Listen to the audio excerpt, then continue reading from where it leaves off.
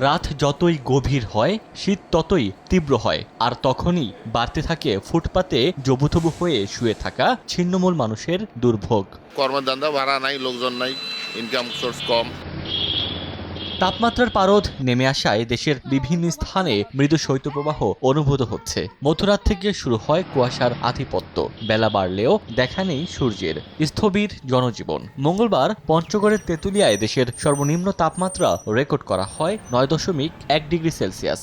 খেটে খাওয়া মানুষ, তাদের জন্য, আমাদের জন্য তো খুবই কষ্টকর। ঠান্ডা হাত পা লেগে যাচ্ছে, বল থাকছে না। এদিকে শীত বাড়ার সঙ্গে সঙ্গে দেশের বিভিন্ন হাসপাতালে বাড়ছে রোগীর চাপ। পটুয়াখালীতে গত 2 মাসে ঠান্ডাজনিত রোগে 5 শিশুর মৃত্যু হয়েছে। সাতক্ষীরাতেও প্রতিদিন বাড়ছে বয়স্ক ও শিশু রোগীর সংখ্যা। সর্দি জ্বর কাশি হয়েছে, তাই নিয়ে আসছি, সারা রাত ঘুমাতে দেয়নি। বাচ্চা অসুস্থ ছিল ঠান্ডার কারণে, আজ 3 দিন ভর্তি ছিল। শ্বাসকষ্টজনিত রোগ শীতের বাড়ার সাথে সাথে ব্যাপক হারে বৃদ্ধি পেয়েছে।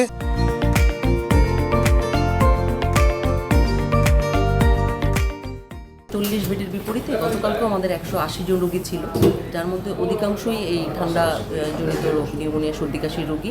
বাসায় রেখে বয়স্ক ও শিশুদের বাড়তি যত্ন নেওয়ার পরামর্শ চিকিৎসকদের। ওমর ফারুক, সময় সংবাদ।